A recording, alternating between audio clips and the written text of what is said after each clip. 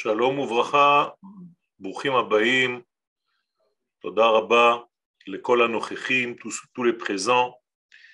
Be'ezrat Hashem, nous continuons notre développement en essayant aussi de comprendre le lien entre les parachutes que nous lisons aujourd'hui et le fait que ce soir, ce soit Tou Bishvat. Nous savons qu'en réalité, Moshe Rabbeinu a commencé à écrire son livre de Devarim, le livre qui est lié à la terre d'Israël. Il a commencé à l'écrire pendant le mois de Shvat. Autrement dit, le lien à la terre était déjà connu au départ. Pendant le mois de Shvat, il y a un renouvellement, quelque chose qui est de l'ordre de l'intériorité, où la matière elle-même nous donne une information. Non seulement la matière, mais le végétal, plus exactement. Nous recevons des informations du monde végétal. En effet, Rosh Hashanah La'ilan, le nouvel an du Ilan, et non pas des arbres, le Ilan étant en valeur numérique le lien entre le nom d'Hachem transcendant, le Yudke Vavke, et le nom d'Hachem immanent, Shem Adnut. Lorsque nous savons qu'à chaque fois que nous récitons une bénédiction, nous devons faire l'accouplement de ces deux noms, c'est tout simplement parce que nous devons arriver à faire le lien entre l'infini et le fini, entre l'esprit et la matière, entre l'âme et le corps, entre l'arbre et la terre, entre le peuple d'Israël et sa terre. Vous voyez qu'il y a ici quelque chose qui nous pousse sans arrêt à faire le lien entre les éléments. Ceci est caché dans tout ce que nous disons, dans tout ce que nous prononçons. Par exemple, lorsque nous récitons une bénédiction de Boré Peri Haetz, eh bien, nous rappelons les deux éléments, la source et le résultat. En effet, la source, c'est l'arbre, et le résultat, c'est le fruit. Et nous rappelons les deux dans la même bénédiction. Boré Peri, le fruit, Haetz, l'arbre. Pourquoi faire? Tout simplement pour nous mettre sans arrêt dans une éducation où sans cesse nous faisons le lien entre les causes et les résultats. Pour que ne jamais, jamais, jamais on sépare les sources du résultat. Malheureusement, dans le monde dans lequel nous sommes, il y a encore, je dis encore parce que cela disparaîtra au moment de l'avènement messianique, il y a encore un décalage entre la source et le résultat. Dans le langage de nos sages, Ta'am ha'etz n'est pas comme Ta'an ha'pri. C'est-à-dire que le goût de l'arbre n'est pas encore comme le goût de ce fruit, du fruit. Et donc nous devons en réalité faire un travail qui va nous faire ce lien entre les deux mondes pour que justement l'intériorité et l'extériorité soient dans la même direction, dans la même résolution, le même goût, sans différence aucune entre cause et résultat. Et ça, c'est en réalité le secret de tout ce que nous disons. Pour cela, nous devons aujourd'hui, Be'ezrat Hashem, rentrer dans l'un de ces détails et Be'ezrat Hashem, nous allons voir comment le Rav Kook développe ce inyan. Le Rav Kook dans Orot Atria, vous voyez le texte? Okay. Ok. Orot Atria Samech Dalet, nous dit le Rav Kook une information incroyable. Il nous dit la chose suivante. Sitre Torah, ce que nous sommes en train d'étudier, les secrets de la Torah, seulement eux, Mevi'im et Geoula, c'est eux qui vont amener la libération, la Geoula. Incroyable. Pourquoi Dafka les Sitre Torah, pourquoi les secrets de la Torah, c'est eux qui font venir la Geoula? Mais tout simplement, la Géoula, apparemment, c'est le dévoilement de l'âme du monde. Tant que l'âme du monde n'est pas révélée, eh bien, il n'y a que le corps du monde. Or, le corps du monde n'est pas suffisant. Je dois arriver à comprendre l'âme, c'est-à-dire le sens, c'est-à-dire le fond, c'est-à-dire la qualité intrinsèque du monde dans lequel je vis. Où est-ce que se cache l'âme du monde? Où est-ce que je peux l'étudier? Nulle part ailleurs que dans les secrets de la Torah. Donc les secrets de la Torah s'occupent en réalité de ce qui est caché de l'œil humain. De la même manière que je vois vos corps, mais je ne peux pas voir votre âme, eh bien, les secrets de la Torah, c'est ce qu'ils font. Ils nous font voir l'âme, non seulement des hommes et des femmes, mais de la création tout entière. Et donc, quiconque s'affaire à cette Torah, précisément, s'affaire tout simplement à s'éduquer, à voir les choses en profondeur. Et lorsque les profondeurs des choses se dévoilent, c'est ce qu'on appelle la Géoula. Donc la Géoula, c'est la révélation de la Neshama. Au niveau de l'homme, lorsque l'homme, la femme révèle son âme et qu'elle vit au rythme de son âme, avec une fidélité à son âme, eh bien c'est ce qu'on appelle la Géoula personnelle. Au niveau du monde, c'est exactement la même chose. Pour ceci, nous dit le Rav Kook, si très Torah, c'est les secrets de la Torah qui font venir la Géoula, et bien entendu, Meshivim et Israël et Arzo, c'est ceux qui ramènent Israël à leur terre.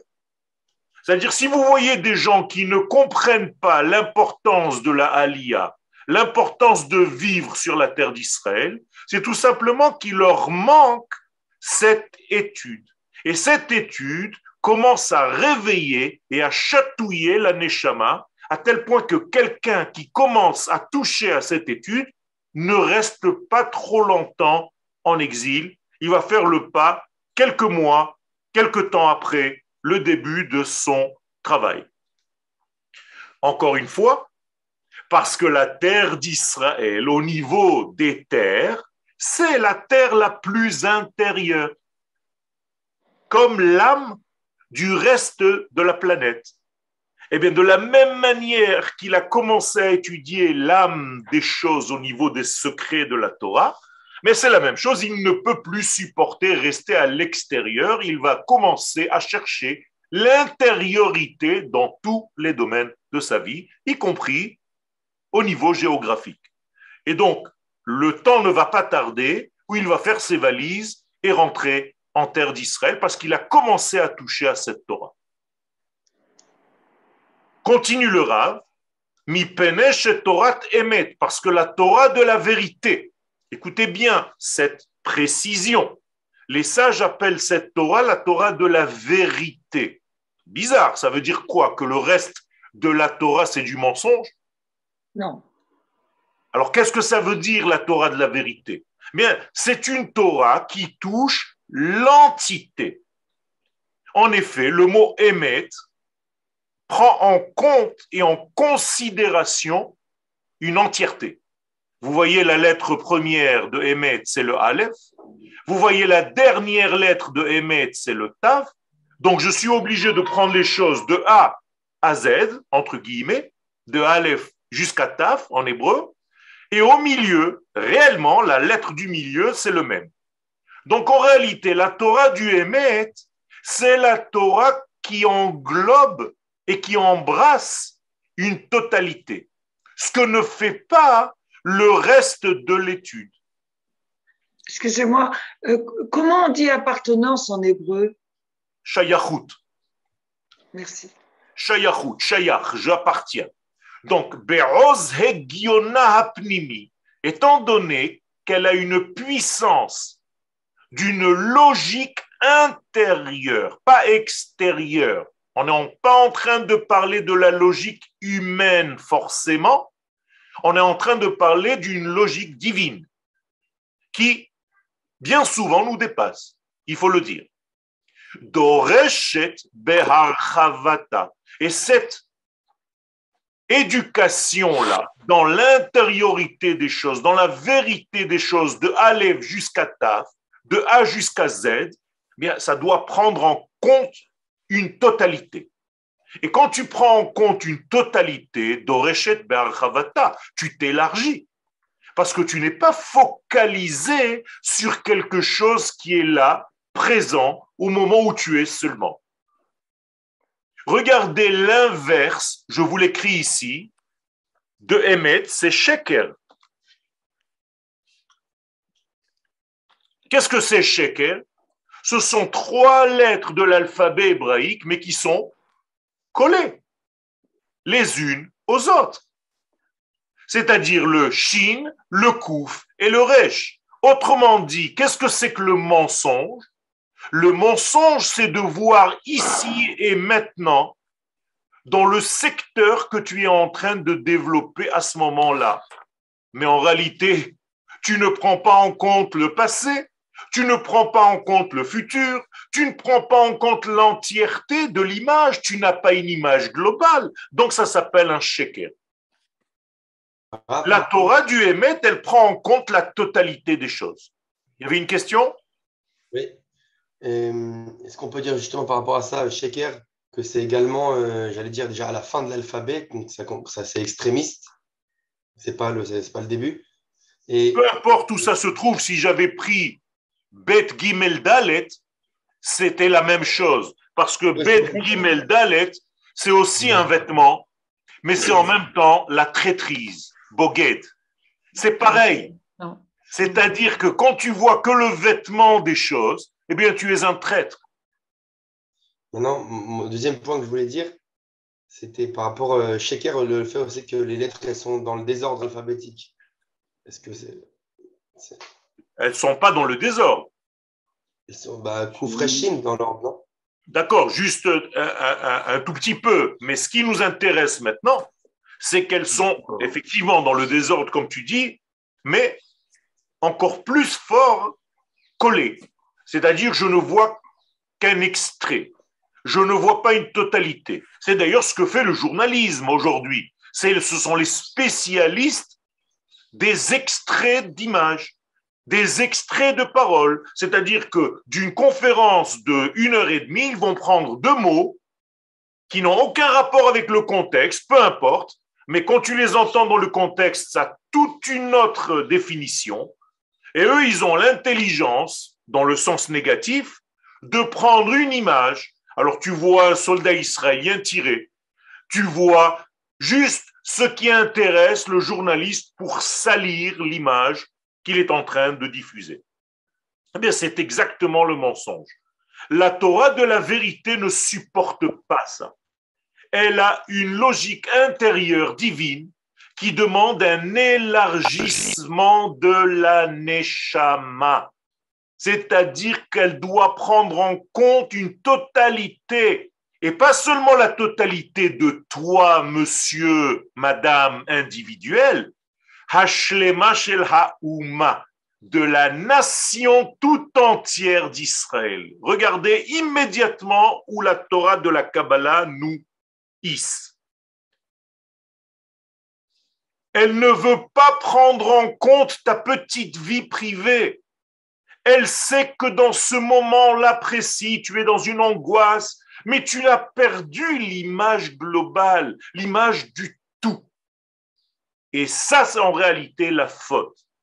Donc la vérité, c'est de garder à chaque instant une image du tout. Vous savez comment s'appelle quelqu'un qui perd, ne serait-ce qu'un instant, l'image du tout? Vous comprenez que quelqu'un qui perd l'image du tout à un instant donné dans sa vie, eh bien, il peut tomber dans une angoisse, dans une peur, il peut faire des bêtises parce qu'il a perdu, en fait, la raison à ce moment-là. Je vous donne un exemple. Quelqu'un marche sur un trottoir, il y a un chien qui aboie, et par la peur de ce chien, la personne saute sur la route et il y a une voiture qui l'écrase. Vous savez comment s'appelle cet homme-là au nom de la Torah? Attachez vos ceintures, un rachat. Pourquoi on l'appelle rachat? Pas parce qu'il a profané Shabbat, pas parce qu'il a volé, pas parce qu'il a menti, pas parce qu'il a fait quelque chose. En réalité, il a fait la chose la plus grave. Qu'est-ce qu'il a fait? Il a perdu l'image globale à un moment donné. Et sa peur l'a rentré dans une panique qu'il a en réalité enfermé dans un instant, dans un degré, et il a oublié en réalité qu'il y a beaucoup plus grave que cela, ne serait-ce que de sauter sur la route et de se faire écraser par une voiture. Moralité, qu'est-ce que c'est que le rachat? C'est quelqu'un qui pense à sa petite personne au moment donné. Ratson, shel, atzmo. Initial du mot rachat. C'est ça le rachat. Donc, dès que tu perds le klal, dès que tu perds l'idée globale, la valeur globale des choses, eh bien, tu t'appelles immédiatement un rachat. Vous rappelez la Haggadah de Pessah? Qui est le rachat? Les filles shehotzi et atzmo min haklal.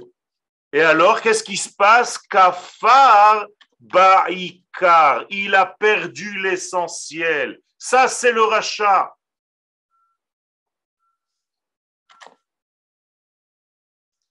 Il n'y a pas marqué là-bas, c'est quelqu'un qui a profané quelque chose. C'est tout simplement avoir quitté, s'être extirpé à un moment donné du klal. Non, le klal, c'est le tout. C'est le tout de la vie, c'est le tout de l'entité. Eh bien, à ce moment-là, tu es que toi avec ton petit degré, ta petite peur, ton angoisse. Ça s'appelle une richoute. Parce que tu perds l'image globale du tout et tu risques de faire des bêtises beaucoup plus graves. Donc, la Torah de la vérité, elle doit prendre en compte tous les mondes. Et le grand chidouche de tout Bishvat, que nous allons fêter ce soir, d'ailleurs, ça n'a jamais été fêté tout Bishvat. Ce sont les kabbalistes, il y a 450 ans, qui ont commencé à fêter tout Bishvat. Jamais ça n'a été fêté. C'est les kabbalistes qui ont remis la fête au goût du jour. Pourquoi? Encore une fois pour nous dire, attention, l'étude peut te projeter dans des mondes supérieurs, extraordinaires. On est d'accord. Mais tu risques de perdre le lien avec les choses les plus simples. Un arbre, la terre, la matière, le minéral, le végétal, les animaux, parce que justement tu es dans l'esprit. Vous savez quoi? Je vais vous dire quelque chose de plus grave encore. Tu risques de perdre, à force d'être spirituel, le lien avec Akadosh Baruch Hu lui-même. Parce que tu ne sais pas voir les choses en entier. Et donc tu es dans une faute terrible. Ceci, Rabotai, c'est très important quand vous sortez d'un chiour élevé. Parce que... Pardon? Pardon, excusez-moi. Juste, d'où l'importance d'aimer la relation plus que la relation à Dieu. La relation, c'est l'essentiel des choses. Quelle est notre relation avec l'infini? Quelle est notre première relation avec l'infini? Elle est de quelle nature? La parole. Pas du tout. La vie. Exactement. D'abord la vie. C'est-à-dire que l'infini nous fait vivre à chaque instant. Après, j'apprends à parler. C'est autre chose. Si je ne vis pas, je n'ai rien d'autre. Ça veut dire que la première valeur du lien entre l'infini et moi, c'est une valeur qui est naturelle, j'allais dire même primitive. C'est tout simplement la vie. Je vis de son être. Et là, je commence à étudier la bonté qui a fait que je puisse vivre de son être. Et donc, le Rav Kook maintenant nous dit qu'il doit y avoir un élargissement de la Neshama Hashlema, mais pas de moi-même, de ma nation tout entière. Et la nation tout entière, que fait-elle? Ça continue. Ve'auma matrila al-yada. Et grâce à cette étude, je vous rappelle le sujet principal, Sitré Torah, eh bien, la nature de la neshama collective de notre peuple commence à se révéler à nous, et la nation tout entière, Matrila, elle commence, les hargish et takeev shel hagalut. Tu commences à sentir la douleur de l'exil. Moraï Verabotaï, ceux qui ne ressentent pas la douleur de l'exil, qui ont l'impression qu'ils sont là-bas et qu'ils étudient la Torah et qu'on ne voit pas trop la différence. Ça veut dire qu'en réalité, il leur manque cette étude-là, des profondeurs, parce qu'il n'est pas possible, quand tu touches l'âme des choses, de rester à l'extérieur de la chose. C'est pas possible. À partir du moment où tu as fait une rencontre avec ce niveau-là de l'intériorité, donc de la terre d'Israël, c'est impossible de rester à l'extérieur.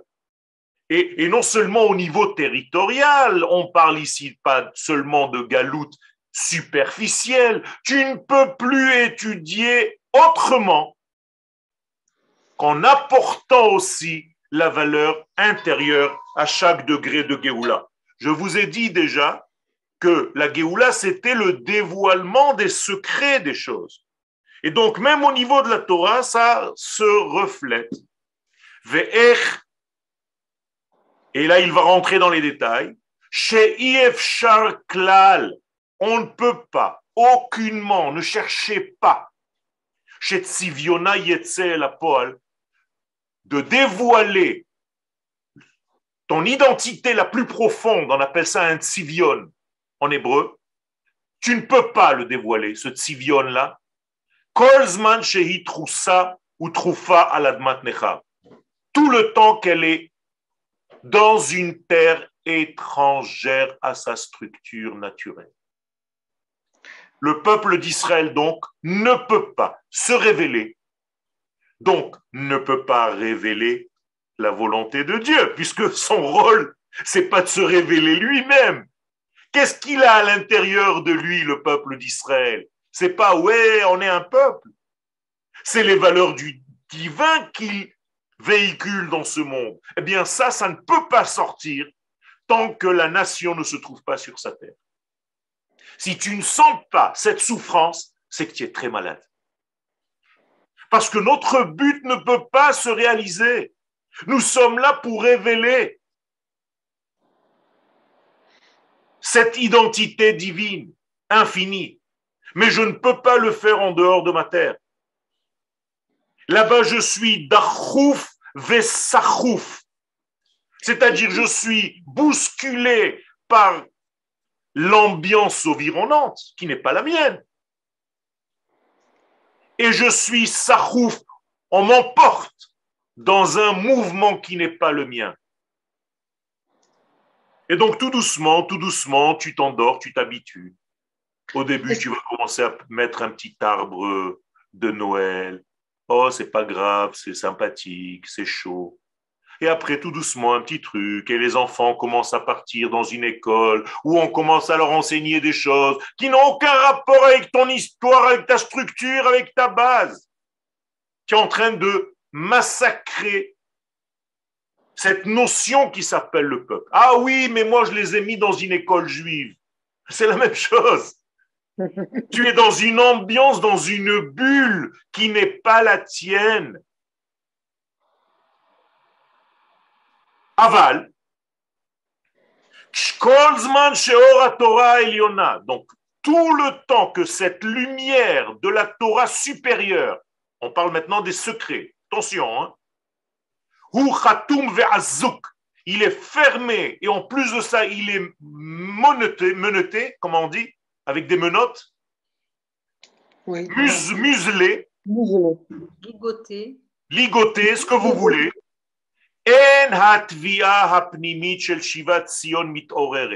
Vous ne verrez pas des gens vouloir revenir à Tzion. Ça ne se réveille pas chez eux, c'est pas possible. Parce que la Torah supérieure n'est pas étudiée, donc il n'y a pas de demande de l'intériorité. Il n'y a pas cette émouna, il n'y a pas ce vécu, il n'y a pas cette réalisation. Il y a une bourgeoisie de l'esprit qui tue le féminin de l'être. Exactement, exactement. Et donc, il y a en fait un décalage entre le masculin et le féminin. Et c'est toute la raison d'être de la Kabbalah. Vous vous rappelez, quand on a étudié au niveau des Sphirot, tout notre but, c'est de faire le lien entre Zeir Anpin et Malchut, entre le mâle et la femelle, entre Abba et Ima. Eh bien, exactement cela.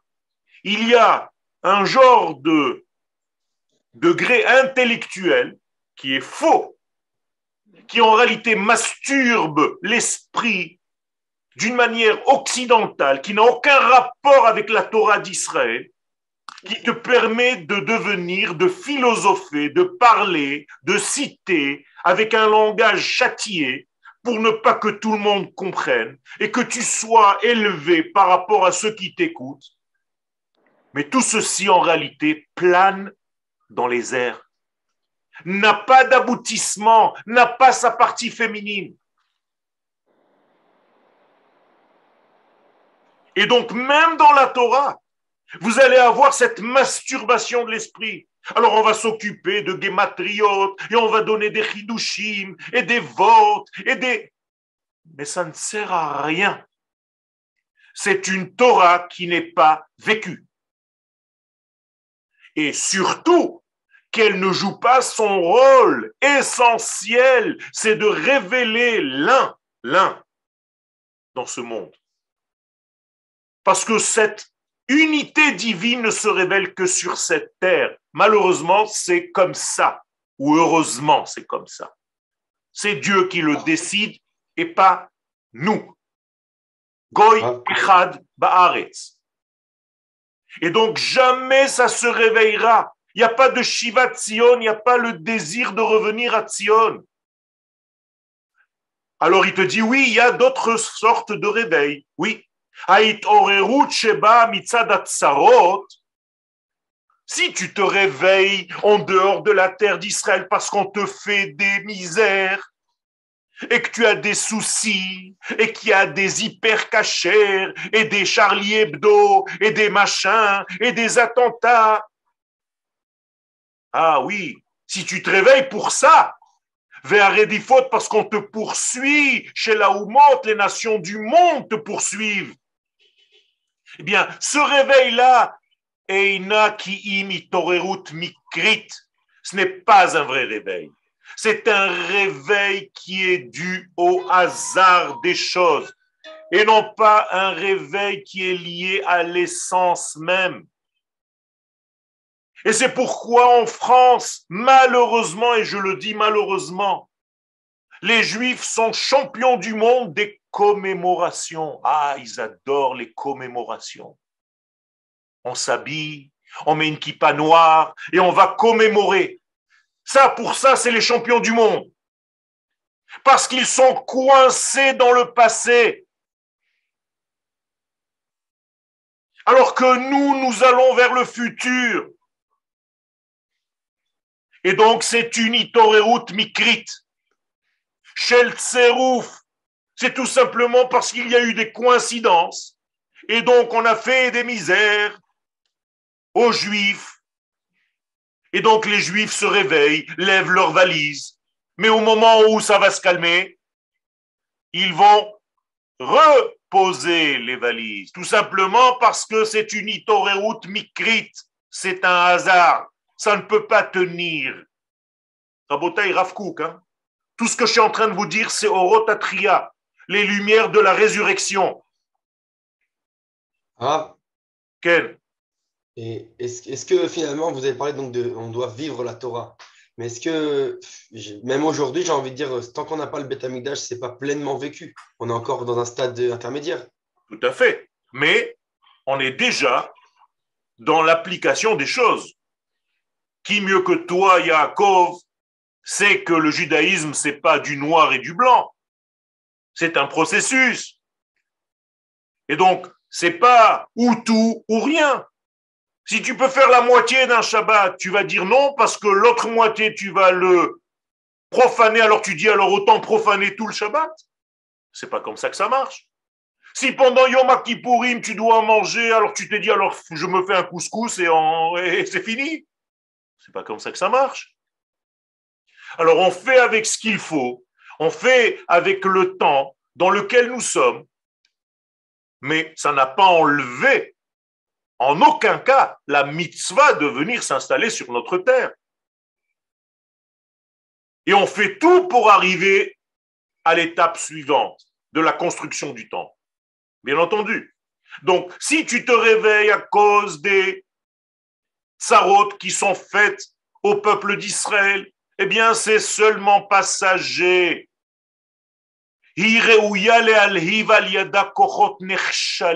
Ça va réveiller des forces qui sont necheshalim. Qu'est-ce que c'est necheshalim? Serpent. Pardon? Faible. Échoué. Nachash. Ah, exactement. C'est pas nechlash. Ah, ouais. C'est pas faible. C'est nechshal. Regardez bien, ici, il y a le serpent qui se cache. Ça veut dire qu'en réalité, toute cette vie, tout ce vécu en dehors de la terre d'Israël, c'est Maaseh Nachash. C'est serpentesque. C'est dangereux. C'est vicieux. Et donc, ça peut te réveiller quand il y a quelques secousses au niveau du racisme ou de l'antisémitisme et ainsi de suite. Mais ce n'est pas ce qu'il faut.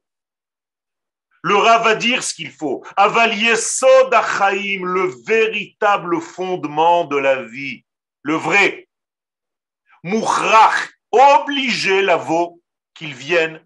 Mitzad atzmiuta shel hatvia atsuratit shel hauma. Ça doit venir par la tvia. Comment on dit la tvia? Exigence. La quête. J'exige pas seulement le degré extérieur, mais tsuratit shel hauma. La forme de ma nation tout entière, pas de mon petit bonhomme que je suis. Tant que tu n'as pas cette recherche, tu n'es pas dans le fondement de la vie. Vézé, et ça, quand est-ce que ça se passe? Vézé itgadel, ça se grandit et ça se réalise, veit amet, et ça prend du courage. Kolma Sheor Torata Hapnimit, avec la mesure, Kolma, ça veut dire seulement relativement à quoi? À ce que la lumière de la Torah profonde, on parle encore une fois de la Kabbalah, Omek Deotea, le fond de ses pensées, de sa connexion, Vechevionea, et les méandres de ces méandres, les profondeurs de ces profondeurs. Yelchu veichyu bekirba. Il faut que ces profondeurs vivent dans l'être de la nation tout entière, dans ses entrailles, Bigon, Godlam, sans avoir peur, avec la grandiosité de leur, de leur majesté. Ce sont des paroles qui vont exprès extrêmes. Chaque parole du Rav, il essaye de donner quelque chose de pointu, de très loin, pour te montrer qu'on ne peut pas se suffire, s'autosuffire, se contenter de médiocre. Il n'y a pas de médiocre dans le judaïsme. Je veux être au top et donc je dois dévoiler l'intériorité. Alors c'est au niveau de ma nation. Ken. Justement, pour moi, être ici, ça veut dire trouver le roi et la reine qui est en moi et essayer de l'activer dans le quotidien. Alors, pour trouver le roi et la reine qui est en toi, tu dois trouver le roi et la reine dans l'Assemblée d'Israël. Oui, d'accord. Mais justement, ce que je remarque, c'est que je vois et je vis, et bon, ça fait partie de la vie, beaucoup de médiocrité aussi. Tout ici, à fait, tout à fait. Inévitable, bien sûr. Tout à fait, tout à fait. D'abord, c'est inévitable, mais deuxièmement, les gens comme vous qui étudiez maintenant, qui avez la chance de toucher à cette Torah profonde, eh bien, cette Torah vient pour vous enseigner aussi d'arrêter de vous arrêter sur ce que vos yeux voient. C'est ça le but de notre étude, mes amis.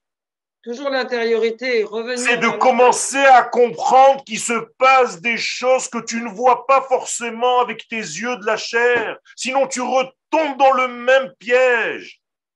Pour moi, les rêves, c'est très significatif. Et je conseille à tout le monde d'écouter ces rêves nocturnes. C'est vraiment. Tout à fait. Les rêves sont aujourd'hui le début du retour de la prophétie. Et donc, c'est très important. Et c'est une démarche, Yelchou, Veichiou, c'est pas d'un coup. Ça va être une démarche, ça va être une marche, ça va être une avancée qui va se faire petit à petit vers la vie. Yelchou, Veichiou, comme si tu vivais hier moins qu'aujourd'hui. Et aujourd'hui, tu vis moins que ce soir. Ça veut dire que tu vas en vivant, en grandissant le flux de vie qui te traverse. J'essaye d'être le plus précis possible. Vous comprenez qu'on peut vivre de plus en plus fort parce que nous vivons en réalité différemment les uns des autres. Selon la quantité de flux divin qui me traverse, je suis beaucoup plus vivant que quelqu'un d'autre. Et c'est ça qu'en réalité cette étude nous apporte. Les autres Sovev, Sovev, Holech, Haruach. C'est pour ça et autour de ça que le souffle messianique est en train de tourner petit à petit et de pénétrer tout son entourage, tout ce qu'il traverse, tout ce qu'il touche, tout ce qu'il rencontre. Il y a un souffle qui est en train d'aller de cette direction-là, dans cette direction. Oker hu harim, ce souffle messianique va arracher des montagnes de leur place. Vous savez ce que ça veut dire? Ça veut dire des choses que vous avez construites pendant toute votre vie et vous avez mis en place des idées et des systèmes. Ça ne veut plus rien dire. Il va venir un souffle dans une période comme la nôtre qui va tout balayer. Tous les spécialistes dans tous les domaines ne savent plus rien parce qu'il y a un souffle messianique qui est en train de se mettre en place. Donnez-moi un spécialiste dans un domaine. Aujourd'hui, ils sont tous paumés, ceux qui sont honnêtes. Ils te disent la vérité, je comprends rien, moi non plus, je sais même pas. Et que vous le sachiez, j'ai la chance de voir, de connaître des top niveaux dans tous les domaines, des spécialistes dans tous les domaines, que ce soit au niveau financier, les plus grands de ce monde.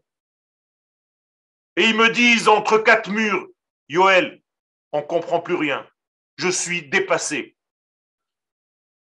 Parce qu'il y a un souffle messianique qui est en train de se mettre en place. C'est Dieu qui est en train de se mettre en place. Poretz ou Pratzot, il va défoncer toutes les structures établies par notre système rationnel. C'est pour ça que le Mashiach s'appelle Peretz, celui qui va défoncer, qui va éclater les choses. Mesavev hu chavalim vetzirim, et il est autour de toutes les contractions de la Géoula et les douleurs de l'enfantement que vous êtes en train de voir, que nous sommes en train de voir, et que je reçois des tonnes de téléphones, et c'est vrai, il y a 1500 jeunes qui se sont suicidés cette année en Israël. C'est énorme. Et c'est pourquoi il est urgent de faire rentrer cette Torah. Cette Torah, c'est le flux de vie qui va redonner l'espoir et à nous, et à nos enfants, et à notre entourage. C'est pas juste un petit kiff qu'on se fait le dimanche pour étudier des sodotes. C'est une Torah nécessaire. Sans elle, il n'y a pas de Géoula. Megamatam, tout le but, Hipritzat derech, c'est pour défoncer le chemin. Bifne Aora Eliona, pour laisser passer la grande lumière, la lumière supérieure. Hanovat minishmata aziza shel Knesset Israël, qui vient de la Neshama, la Azeza. Ça devient de là que vient Aziza, c'est en hébreu. L'Azez. Aziz, ça veut dire de la grande et belle Neshama de l'Assemblée d'Israël. Moraï Verabotai, sans l'Assemblée d'Israël, vous n'êtes rien. Je ne suis rien. Sans arrêt, collez-vous à l'Assemblée d'Israël, à cette Neshama collective. Citré Torata, les secrets de sa Torah. Kabbalata, sa Kabbalah. Vous voulez plus clair que ça? Le Rav Kook, Moresh et Avot, ce que nos pères nous ont fait passer, qu'on ne comprenait pas, parce qu'ils n'avaient pas encore la possibilité d'expliquer les choses. Et chacun d'entre vous se rappelle que sa mère ou que sa grand-mère faisait quelque chose que tu ne connaissais pas, tu ne sais pas pourquoi elle faisait. Mais ils avaient des sources, Rabotai. Ve'addirut neshama, c'est une puissance incommensurable de la neshama, ba'ofia meyuchadla, dans le caractère qui la caractérise. Rabotai, je brûle en vous donnant ce cours, je brûle, je me consume. Tellement le Rav ici réveille cette importance-là. Arrêtez d'être petit, médiocre. Arrêtez d'étudier des petits divrés. Un divré, j'ai entendu un divré. Be'ashkafat olama, tu dois devenir un visionnaire du monde. Veromemut Moussara, c'est ce qu'a l'Assemblée d'Israël. Elle a une élévation du moussar, de l'éthique. C'est pour ça qu'on n'a plus le droit de ne penser qu'à nous. Il faut que nous aidions nos frères et nos sœurs à rentrer dans cette lumière-là. Rabotaï, c'est l'arme nécessaire et suffisante pour faire venir le Mashiach. C'est ce qu'on est en train de faire maintenant. C'est pas la peine de sortir courir dans les rues, de faire des manifestations, ça ne sert à rien. Ce que vous faites maintenant, au moment où je suis en train de vous parler à 12h30, c'est exactement ça qui fait venir la Géoula. Et cette force va partir en s'élargissant ad en ketz, jusqu'à l'infini, parce qu'il n'y a pas de fini, parce qu'on a affaire à l'infini. Donc arrêtez de vous poser la question jusqu'à quand. Il n'y a pas jusqu'à quand. Je vais et je grandis chaque instant. Et plus on va avancer, on va avoir des couronnes sur la tête de la tarbout. Qu'est-ce que c'est la tarbout? La culture.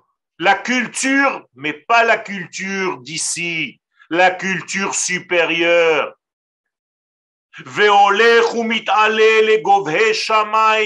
On va aller d'un ciel à un autre, au fin fond des cieux, l'un plus haut que l'autre. Jusqu'à ce qu'on soit complètement imprégné, vivant, la ségoula, la capacité de notre nation tout entière. À l'intérieur de mon petit être, moi, Yoël, je dois être le reflet de ma nation en un seul homme. Je vais vous faire des t-shirts tout en un. Le tout en un. Am Yodé Elohav, parce que nous sommes le peuple qui a un rapport intime, Yodéa Elohav, son Dieu. Nous sommes le peuple qui a un rapport intime avec Dieu. Nous sommes les seuls. Venoten Shilton le Kaddish Elyonim. Et c'est nous qui donnons le Shilton, la souveraineté, à celui qui est dans les mondes supérieurs, à Kadosh Baruch Hu. C'est nous qui le faisons descendre sur terre. C'est nous qui le réalisons sur terre. C'est grâce à nous que Dieu réalise son projet divin.